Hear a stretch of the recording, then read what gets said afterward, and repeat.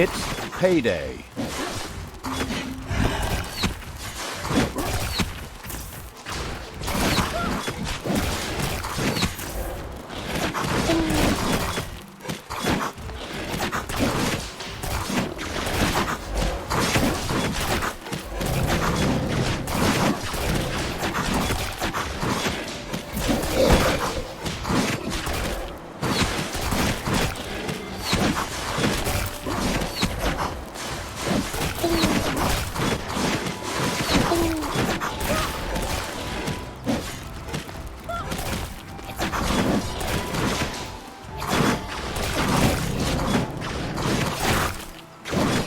Yes! Wow, you did it! Forget about this talking to you in the third person crap. You really did it! Incredible! I could hug you, I could kiss you, but hey, I'm just the voice in a video game. Crotos lay on the ground. The absolute evil had triumphed and wreaked its revenge. Now there was only one thing left to do. Watch the somewhat mediocre outro we managed to cobble together just before the deadline. Enjoy.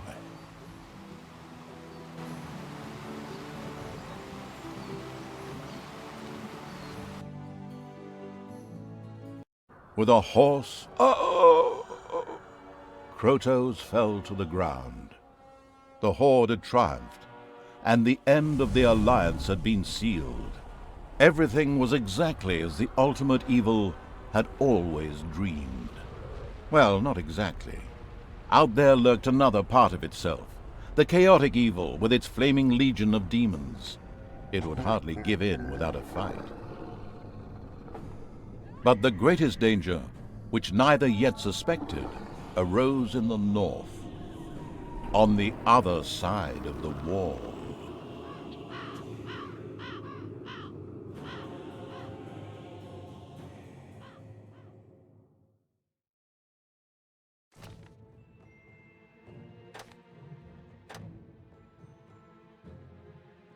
Job done. Again, the job done. Ultimately, however, it was not the Horde who stood before King. Troubled by the lack of control it was able to exert over. After the complete destruction of King's Ending, the last remaining Alliance troops gathered at the wall in the north. Barthas Snow had just taken command of the North Watch when the fiery priestess Meltisand arrived. A dangerous mission stood before young Barthas, one that would change his life forever.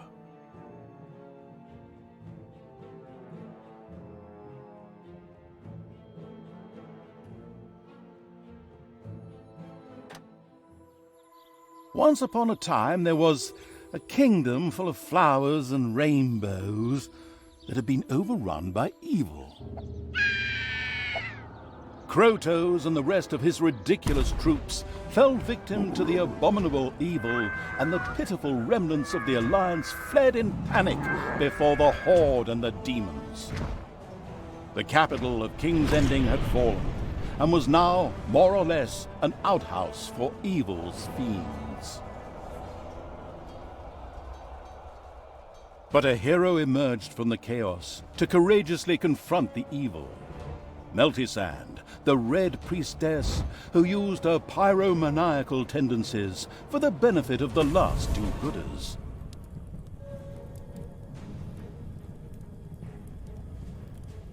The remaining members of the Alliance rallied under her banner, for while the night was dark and full of terrors, there was nothing a nice little fire couldn't take care of.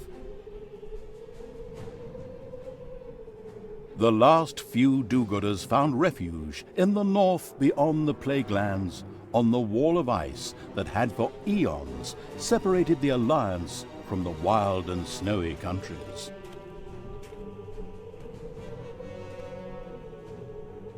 Here stood the troops of the North Watch, a sworn brotherhood who kept watch over the north, and to alleviate the boredom, teased each other through the creation of strange rules, such as a celibate lifestyle.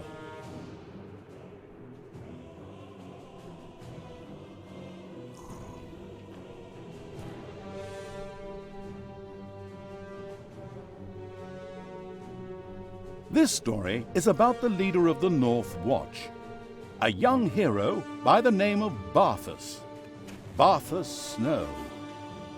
Barthas had recently lost his brother and had become the captain of the North Watch in his place. Now he went out to track down a missing patrol. Beyond the wall in the north, what awaited him there? This is the story.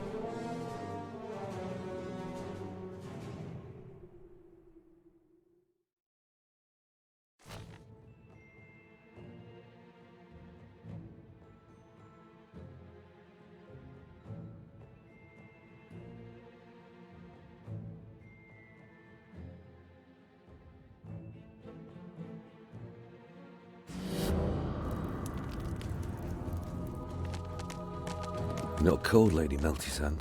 No. The fire god warms me inside. Are you a virgin, Barthas? No, milady. I'm a Sagittarius. Born in November. Oh my, you know nothing, Barthas Snow.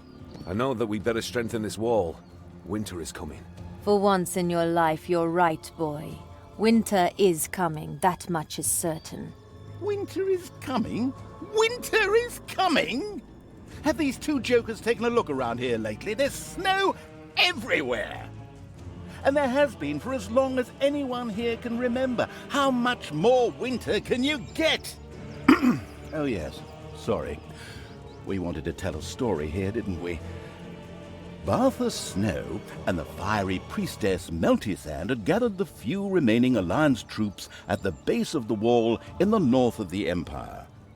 But alas, even here did danger threaten, for as everyone here knew, winter was coming. Even if we only wish to somehow survive the winter, we will need more gold to buy supplies. Lead your men to the old gold mine to the north and capture it.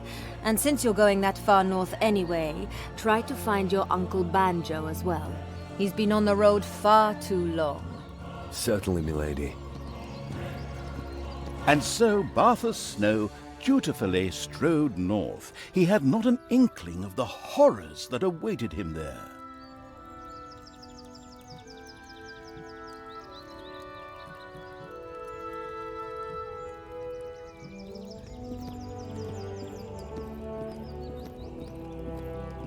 You fight like a dairy farmer. The guards bid back how appropriate, you fight like a cow. However, with quips like that, he shouldn't be surprised if one day he ends up with a knife in his back.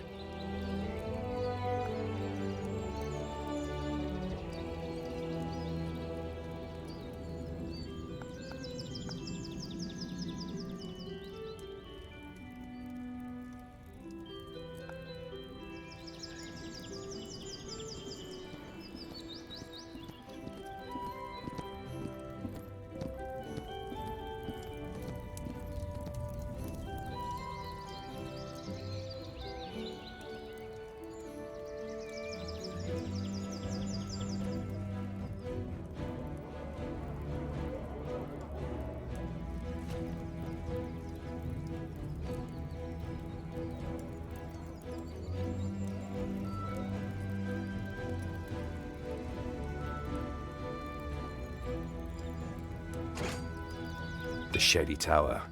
Case of attack. The troops manning the catapult have orders to destroy the ice bridge. I really am quite the strategist, if I do say so myself. His self-confidence would one day be the death of him. I'm pretty certain of that, as a matter of fact.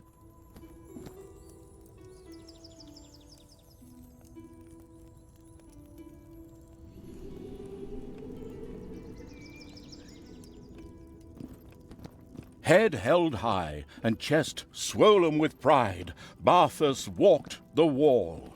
From there, he could gaze upon almost all of the north. Unfortunately, it was also colder than a well-digger's ass up there, and so he decided to leave the wall as soon as possible.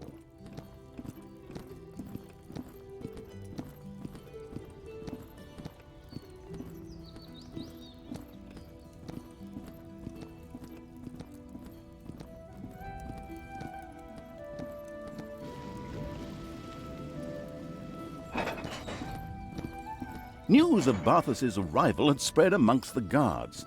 Time and again one heard remarks such as, "I heard he strangled a bear with his bare hands," and "they say his father was really a dragon," or expressions like, "My brother told me that Barthas uses 3 different rinses to get those beautiful curls." Barthas Snow reached a heavy gate in the wall of eternal ice. Behind it stretched the endless wastes of the wild north. What would he find there? Well, I could tell you, but then I'd have to kill you. Open the gate, men. With heavy tread, the leader of the North Watch stomped off into a sea of snow and ice. The cursed forest. We'll have to cut it back again soon.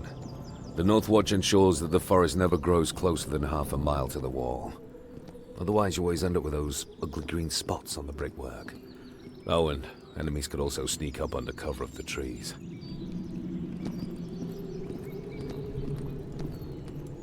Bloodstains. Maybe Uncle Banjo is injured.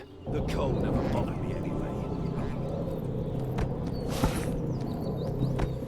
Barthas Snow reached the point where his Uncle Banjo was last seen. Instead of a warm welcome, all he found was icy silence. Whoever had camped here was now dead. Something had cruelly savaged the bodies before the wolves fell upon the remains. Barthas took out his anger on the innocent animals, just as any good hero slavering for experience points would. The last wolves fell. Barthas sent a raven to the North Watch headquarters. Soon, reinforcements would arrive to build a new camp here. Yet Barthas didn't want to give up hope and continued to look for his Uncle Banjo. Blood. Again. I should follow this trail of blood.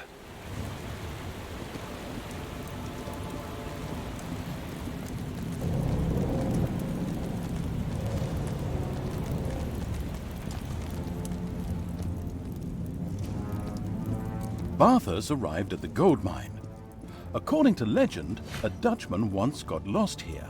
However, Barthas didn't believe one word of it, mostly because there wasn't a single Dutchman in this world, but instead hordes of orcs and the like, who currently occupy the gold mine. He made ready to drive the vermin out.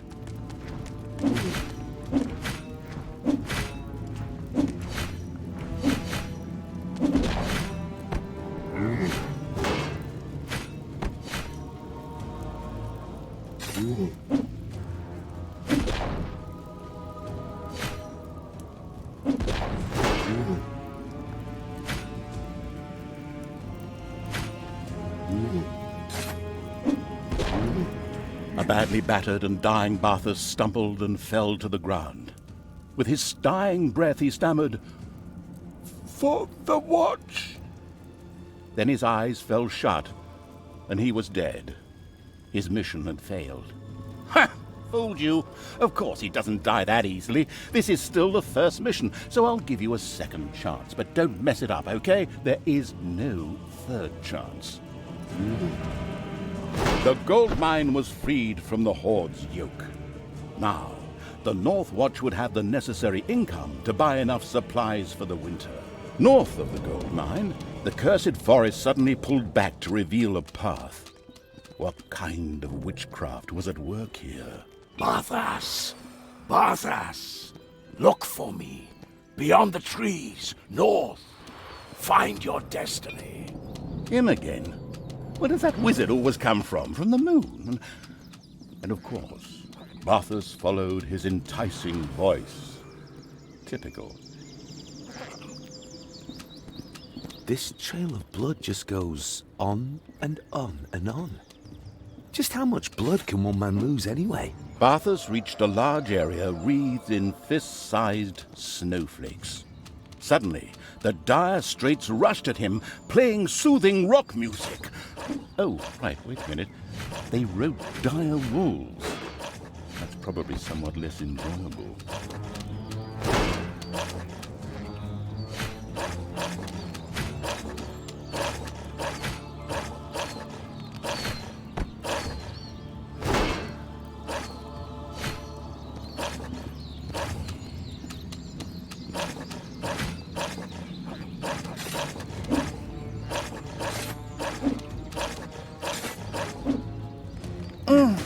Barthas is dead? Again? God, you're bad at this. You're lucky there's a ticket to Tahiti for Barthas, and that really is a magical place. But don't let this happen again, okay?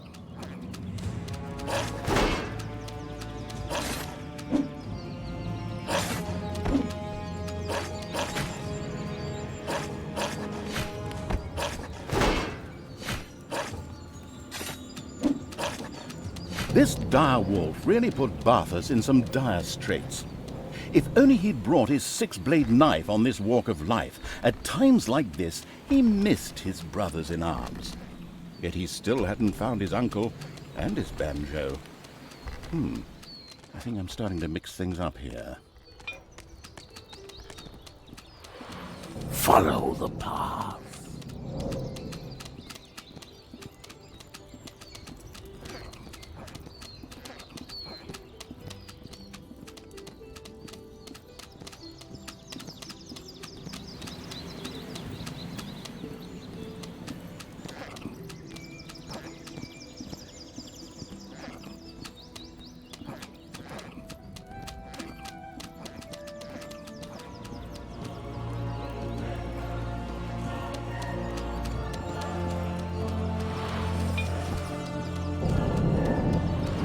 The north.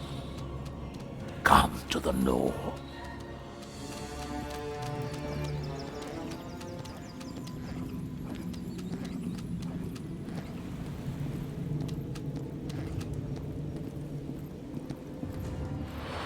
As Barthas climbed the icy hill, undead suddenly rose from the frozen ground.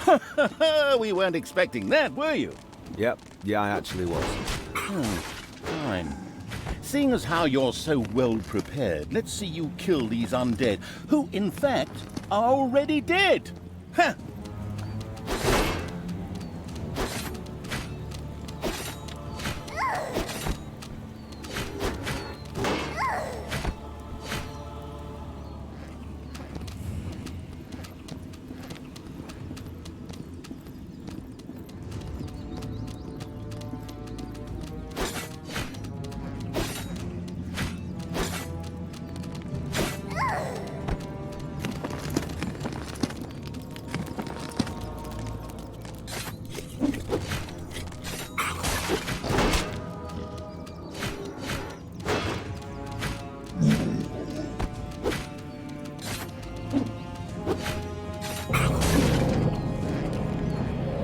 Come to me.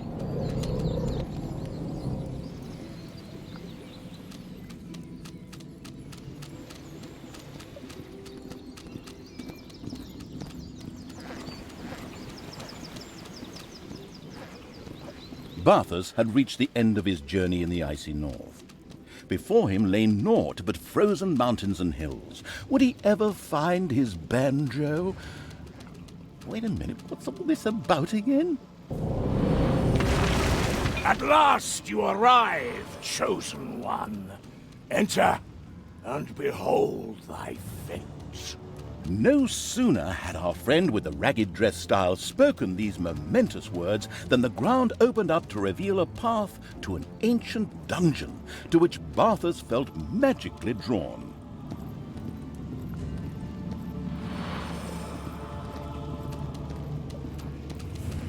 Barthas entered an ancient, mysterious cave. What might it conceal? The voice was urgent and wanted him to continue onward.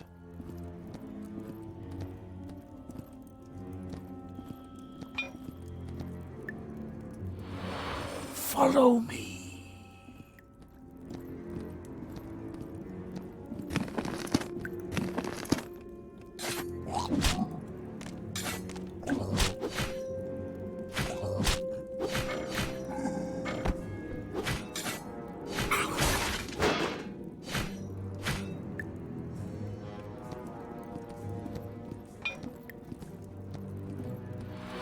Come to me.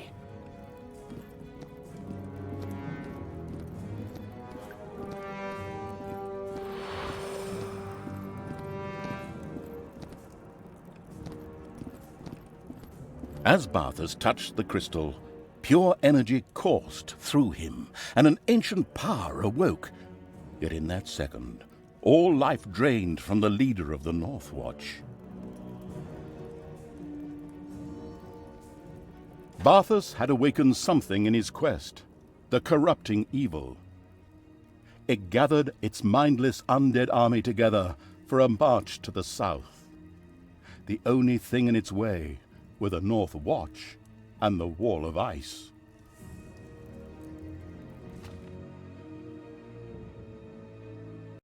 Barthas crossed the cave and slowly approached the strangely glowing crystal. He had no idea as to what it might be. Like any good hero in a dungeon, he just couldn't keep his greedy little fingers to himself and touched the crystal.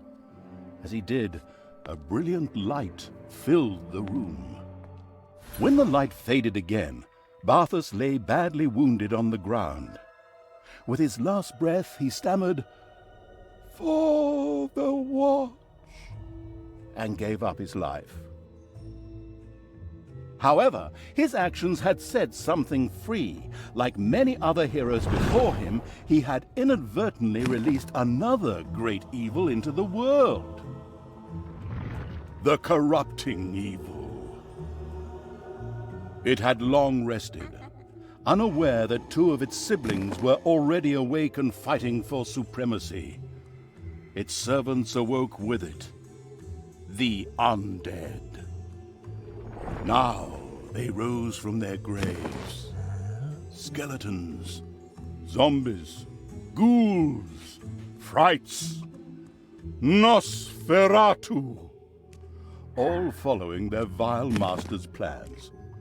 As well as they could. Undead aren't exactly known for their intellectual prowess, and are therefore sometimes referred to as the Mindless Army. They didn't forget Barthas's corpse. The corrupting evil's creatures carried his corpse forth and laid it to its final rest. Then they turned their attention to the living, the North Watch. The wall would fall, and the mindless army would head south, to where the corrupting evil's siblings were already waiting.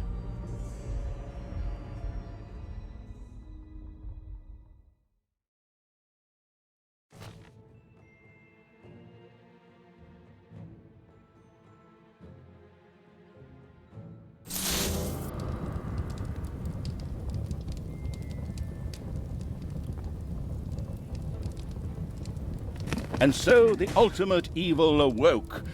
Oh, wait a minute. The ultimate evil? Oh, no, that was the main game. Yesterday's news. And so the corrupting evil awoke. The all-too-curious Barthas Snow had released it from its crystal prison. It felt its brothers to the south, and it would meet them very soon. But first, there was unfinished business to take care of. The icy wall to the south protected the realms of the Alliance. It had to be destroyed so that the mindless army could march. The huge ice wall was insurmountable, but an old gold mine would play an important role in its destruction. The corrupting evil had to gain control of that mine. Before that could happen, however, a mighty army would have to be raised, which of course required a thriving dungeon. Immediately, the corrupting evil set out to build a dungeon and raise an army of combat-capable creatures. How does one build a dungeon?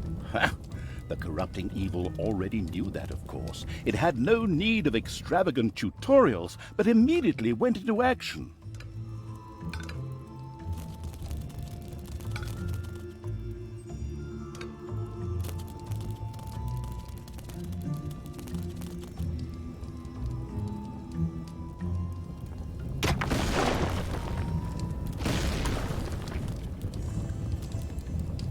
An alchemy lab was built.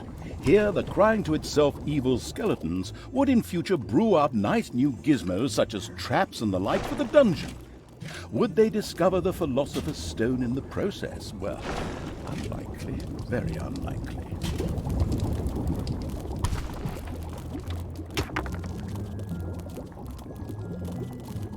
The gold-grubbing evil had built a treasury. This would help amass treasures that would make even the rich canisters turn green with envy.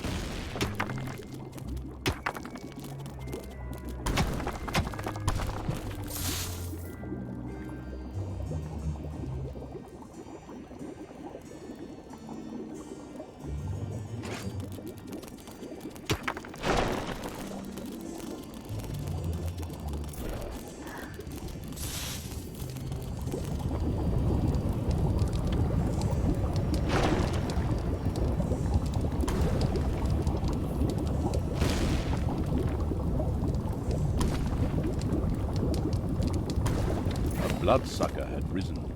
These fly-by-night creatures were cowardly and didn't even do any work, but when paired with an undead guard, they could make an insidious combination.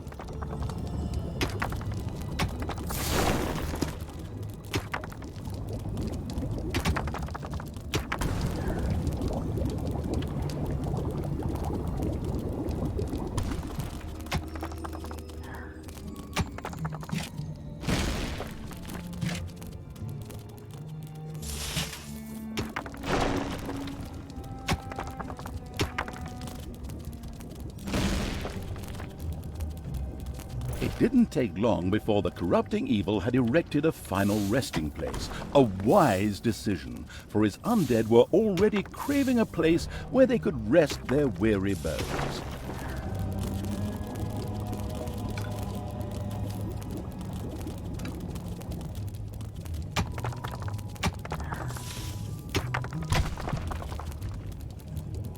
The mana-greedy evil had built a mana tomb. Once it had hired a fright, the sweet little thing could haunt the place and produce mana.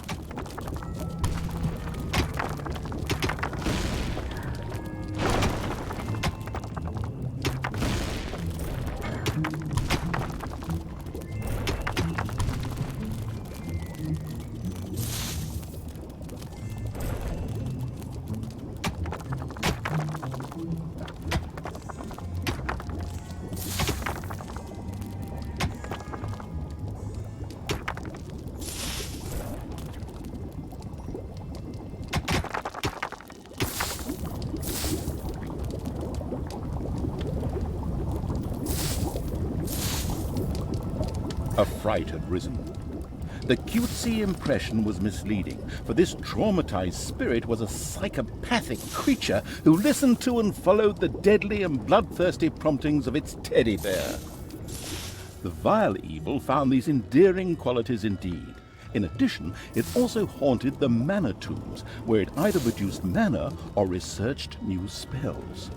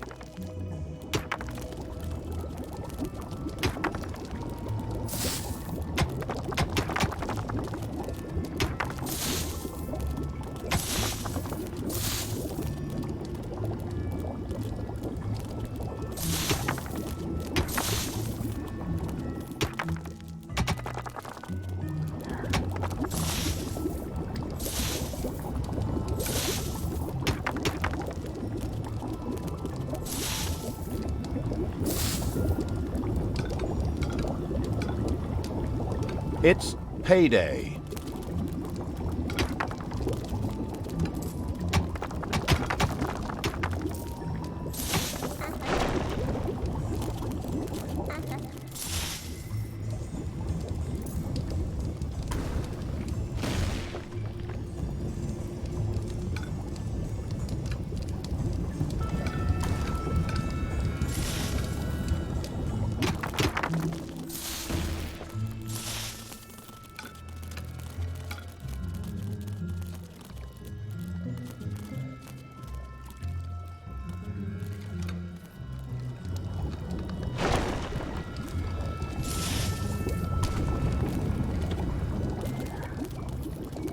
A bone warrior had risen.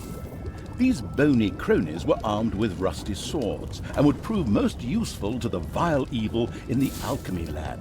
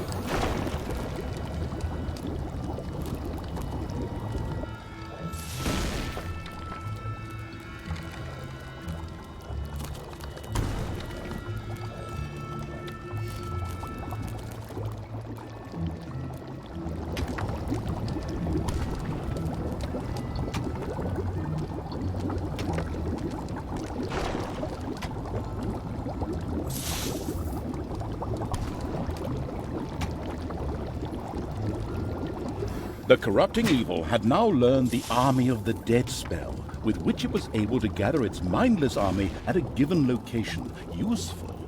Very useful.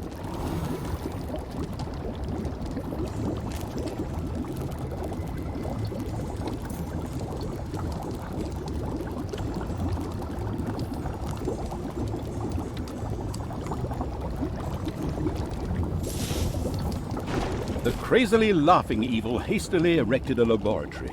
Here, zombies would in future do research. Well, pressing stupid buttons, you know. Nevertheless, this room held an incredible potential for improvements to the undead creatures.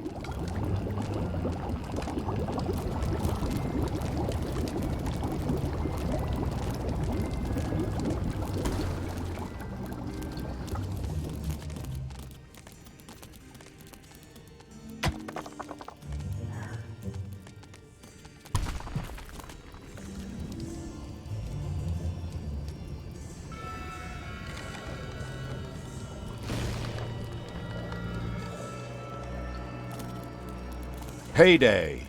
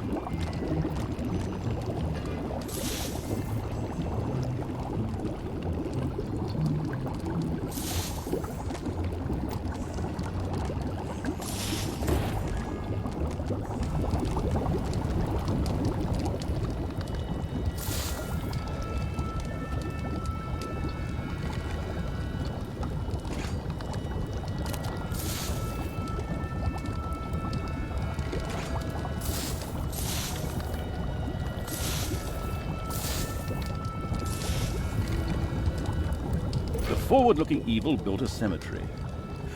There, those undead who had died again could once again rise to toil for evil.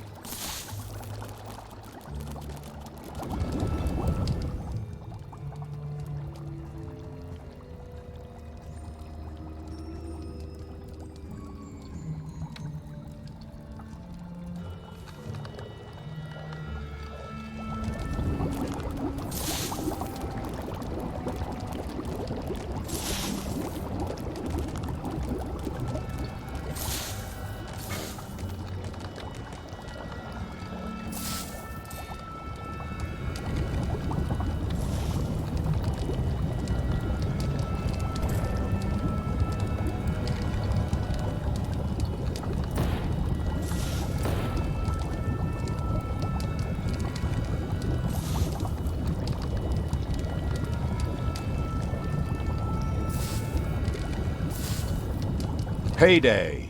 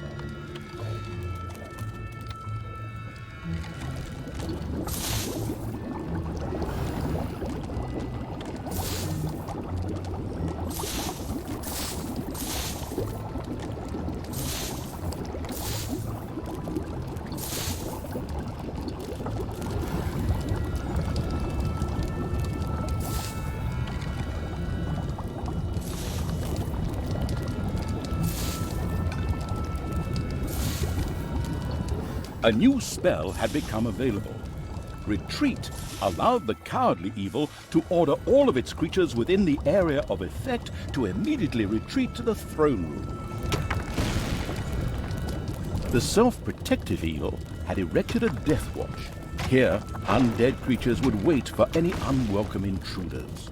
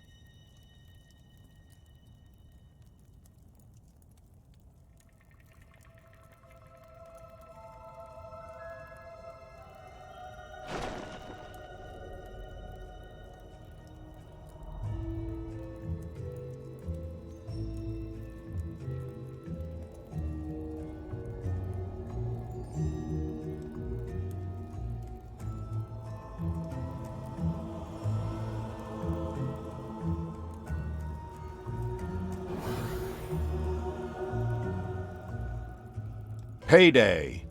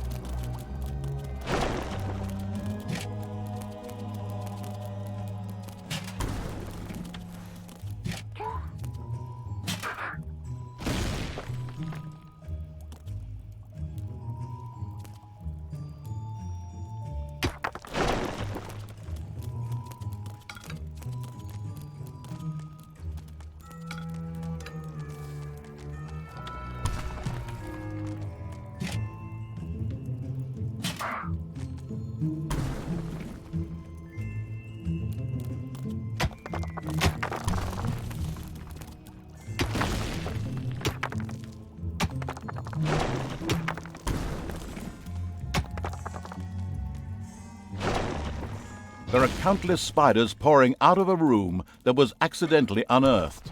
Disgusting.